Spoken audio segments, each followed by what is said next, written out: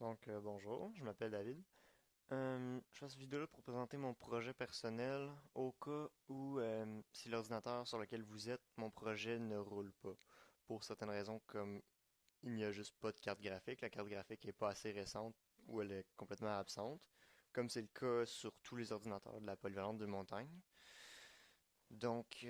Voici, je vais commencer par le programme d'installation. Dans le fond, j'ai utilisé un logiciel qui s'appelle InnoSetup. Puis, c'est ça, on configure toutes les options qu'on veut pour l'installation. Puis moi, j'y ai dit dans ce cas-là de rouler deux fichiers, deux installeurs externes à la fin de l'installation, comme vous allez le voir là, qui vont installer les bibliothèques nécessaires à mon projet pour rouler sur n'importe quel ordinateur. Donc moi, je les ai déjà, donc je vais skipper l'installation des deux bibliothèques, comme ceci. Et donc, on part pour mon projet.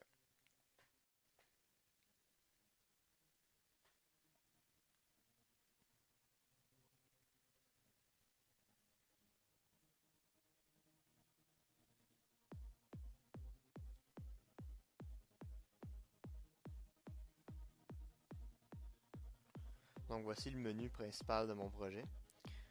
On voit qu'il y a une musique qui joue en boucle tout le temps à l'arrière. C'est tout le temps la même chanson qui a été faite par mon ami qui s'appelle Jean-Maxime Loiseux.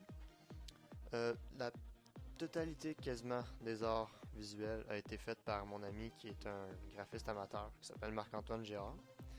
Et la programmation au complet a été faite par moi-même à l'aide de Visual Studio. J'ai programmé ça en C Sharp avec la bibliothèque de Microsoft qui s'appelle Xene, qui est assez populaire pour les jeux indépendants, comme sur l'Xbox Live Market, si vous connaissez un peu. Voici le menu principal. En haut à gauche, on peut y voir les instructions. Comme vous voyez ici, là, je vais passer à travers vu que moi je les connais déjà, etc. J'ai tout fait les instructions du jeu, de l'éditeur, le but, vraiment toutes les nuances du jeu là, que je vais essayer d'expliquer à travers cette vidéo. Donc on y va pour une partie à deux joueurs, mettons. Ici, on peut choisir le niveau sur lequel on va jouer. Euh, bon, voilà, on peut y jouer à deux joueurs, mettons, sur le canyon. Vous voyez que les deux blobs ont une couleur propre pour les différencier. Et puis le but du jeu, c'est de sauter, dans le fond, sur la tête de l'autre pour l'écraser et y faire perdre une vie. Donc la hauteur est un avantage crucial dans ce jeu. Donc un exemple, si le blob bleu meurt, ça va donner ça. Il y a une animation de mort qui va s'écraser. Il va perdre une vie. On voit qu'il y en a 6 comparé au vert qui en a 7. Ce qui est apparu en haut à droite de l'écran, c'est un bonus de saut. Il va servir à sauter plus haut pendant 12 secondes. Comme là, je fais un test de saut, il saute à peu près à 1-2 cm du plafond. Si je le prends, vous voyez qu'il y avait eu un effet sonore propre au bonus quand je l'ai pris. Et mon blob va sauter plus haut pendant une durée de 12 secondes. Ensuite, ça va revenir à la normale. En fait, c'est soit 12 secondes ou jusqu'à ce qu'il meure. Dans le fond, je peux faire la partie en continuant d'expliquer. Je vais la terminer pour que vous voyez ce que ça donne. Dans le fond, si vous voyez en bas à gauche, il y a un point d'interrogation jaune. Ça, c'est les instructions seulement du jeu. Comme les contrôles, dans le fond. Parce que c'est ce qui nous intéresse en pleine partie. Donc, ce qui vient d'apparaître en bas, ça, c'est le bonus de vitesse. Qui va me servir à aller plus vite, encore là, pendant une durée de 12 secondes. Là, vous avez vu, j'ai pu faire comme un assez long saut pour aller le manger. J'espère qu'il y a un bonus de vie qui va apparaître, sauf que ça m'étonnerait, vu que le bonus de vie a une seule chance sur 10 d'apparaître, contrairement aux autres, qui en a 4,5 sur 10. Donc il lui reste une vie, donc je vais aller finir la partie, comme ceci. Là, ça indique la couleur du joueur qui a gagné. En fond, le joueur 1, c'était le vert. Donc là, on a le choix de quitter le jeu ou de revenir au menu principal.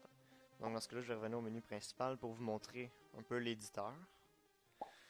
L'éditeur nous permet de éditer un niveau au grand complet pour le jeu. Dans le fond, ça augmente beaucoup la durée de vie du jeu. Pour vous donner une idée de ses capacités, c'est avec ça que j'ai créé les 4 niveaux qui sont présents de base dans le jeu. Donc je peux y apposer des murs comme ça. Comme vous voyez, je peux cliquer et glisser mon curseur dans les 4 directions pour appliquer un mur de la grosseur que je veux, où est-ce que je veux. En fond, je peux effacer avec mon clic droit. Le blob qui bouge en bas à gauche de l'écran, dans le fond, c'est le blob test. Il sert de test dans le niveau que vous êtes en train de créer. Donc, mettons, je veux tester, est-ce que si je mets un mur comme ça, je pourrais sauter dessus? Dans ce cas-là, non. Donc, je peux l'effacer et le replacer.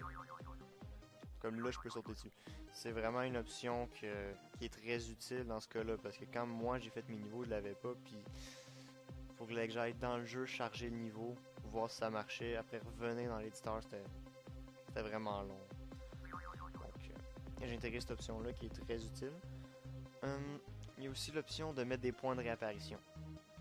Donc ça, c'est tous les points où est-ce que les joueurs pourront réapparaître.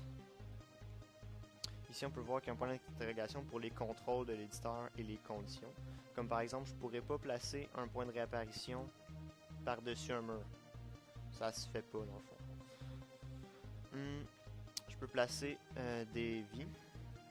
En fait, des points de réapparition pour les bonus. Donc, c'est n'importe quel bonus qui va apparaître à ces points-là. C'est juste que c'est le sprite de vie que j'ai utilisé pour l'illustrer dans ce cas-là.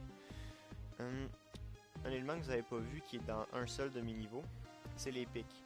Dans le fond, je peux tapisser, mettons, le plancher de pics qui va tuer le blob si jamais il tombe dessus. Mais admettons que je les mets à l'envers, comme ceci, le blob pourra marcher sur la surface, comme à l'extérieur des pics. Ça, c'est vraiment, faut qu'il se cogne sur les pics dans le sens du piquant pour le tuer. Donc c'est comme un peu ça la physique qui marche dans mon jeu. Donc, bon. C'est pas mal tout, donc je vais créer comme un niveau expérimental pour vous montrer ce que ça donne. Au fond, je peux mettre une tranche de pic, je peux mettre plusieurs points de réapparition, etc. Donc, voici, admettons comme ça. Je fais S pour sauvegarder. Donc, je peux entrer le nom du niveau, comme ceci. Enter, et ça va le sauvegarder, comme on peut le voir en bas. On quitte avec Escape. On peut aller tout de suite dans Jouer et aller jouer sur notre niveau. Directement comme ça. Là, vous voyez, il y avait 2 points de réapparition, un par-dessus l'autre. Dans le fond, les conditions pour qu'il apparaisse, c'est 200 pixels plus loin que tous les autres joueurs. S'il n'y en a pas, il va réapparaître le plus loin possible des autres joueurs. Mais je peux rien faire si vous avez créé un niveau avec tous les points de réapparition qui sont collés les uns aux autres. Donc, voici, je viens de créer un niveau. Là, je suis dedans, dans le fond, le niveau que je viens juste de créer. Et s'il ne me satisfait pas, j'ai aussi l'option d'aller le modifier dans l'éditeur. Le modifier ou le supprimer. Comme on voit que ma mère a créé un niveau plus tard, il y a quelques semaines. C'est parce que les niveaux sont sauvegardés dans un dossier spécial à l'ordinateur qui ne requiert pas les droits d'administrateur à accéder. Puis même si on désinstalle le jeu, il reste là. Donc, même si je viens d'installer le jeu, tous les niveaux que j'ai créés avant étaient là. Donc ici, je peux le supprimer. Il demande ma confirmation. Pareil pour le niveau que je viens de créer. Mais ici, je voudrais aller, par exemple, le modifier. Donc, je retourne dans l'éditeur et j'efface ce que je veux. Je change une coupe de mur. Je re-sauvegarde avec S. Et voici, c'est comme ça qu'on modifie les niveaux dans mon jeu. Ça fait à peu près le tour de mon projet. Sinon, il y a quelques options comme les boutons de sourdine pour la musique et le son également. Donc, ça fait pas mal le tour de mon projet.